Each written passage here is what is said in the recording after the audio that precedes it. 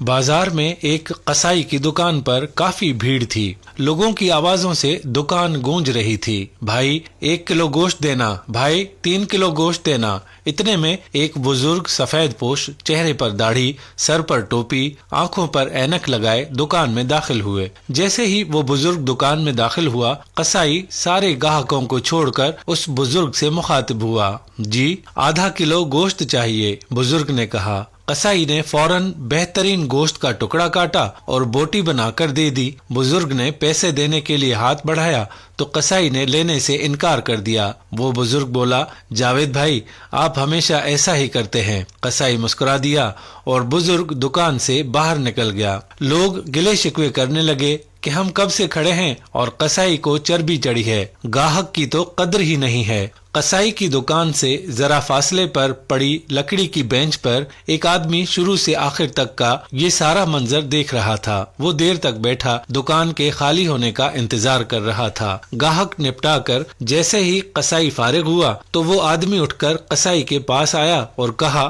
2 کلو گوشت چاہیے۔ پھر اس نے پوچھا، ابھی جو بزرگ آپ کی دکان سے گوشت لے کر گئے آپ کا کوئی قریبی رشتہ دار لگتا ہے؟ سارے گاہک چھوڑ کر آپ نے سب سے پہلے اس کو گوشت دیا۔ قصائی مسکرایا اور بولا، جی نہیں۔ وہ تعجب میں پڑ گیا اور پوچھا، تو پھر؟ قصائی بولا، وہ ہماری مسجد کے امام صاحب ہیں۔ جو شخص ہماری آخرت بنانے کی فکر میں رہتا ہے اور جس نے ہماری نمازوں کی ذمہ داری لے رکھی ہے اور ہمارے بچوں کو قرآن اور حدیث کا درس دیتا ہے، کیا دنیا میں اس کے ساتھ اچھا معاملہ نہ کروں؟ اس نے کہا، اوہ اچھا، مگر تم نے ان سے پیسے کیوں نہیں لیے؟ قصائی پھر مسکرایا اور بولا، کیا تمہیں نہیں پتا مسجدوں کے اماموں کو کیا دیا جاتا ہے؟ اتنے کا تو نقاش بھائی لوگ مہینے میں سگریٹ پی جاتے ہیں۔ وہ سوچنے لگا، واقعی بات میں تو دم ہے۔ قصائی پھر بولا، نقاش بھائی یہ ہماری قوم کا سرمایہ ہے، ان کو بچانا ہماری ذمہ داری ہے۔ بازار کی تمام دکان والوں نے یہ متفقہ فیصلہ کیا ہے کہ امام صاحب سے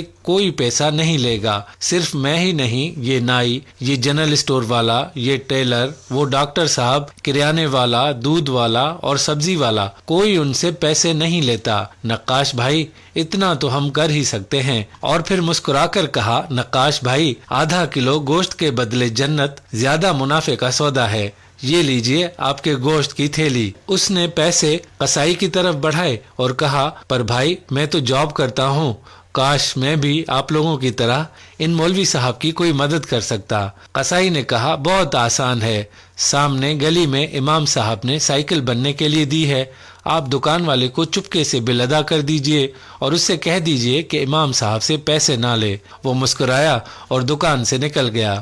مولوی صاحب کی سائیکل کا بل ادا کر کے گھر چلے گئے اور گھر جا کر بیوی سے کہا کہ میں نے آج نیکی کمانے کا طریقہ قصائی سے سیکھا، وہ دنیا کے ذریعے بڑی خوبصورتی سے آخرت کما رہا ہے۔ اللہ تعالی ہمیں بھی اپنے پیش اماموں کی عزت اور تکریم کرنے اور ان کی مدد کرنے کی توفیق عطا فرمائے۔ یہ ہمارا سرمایہ ہے، ان کی عزت اور احترام میں کوئی کمی نہیں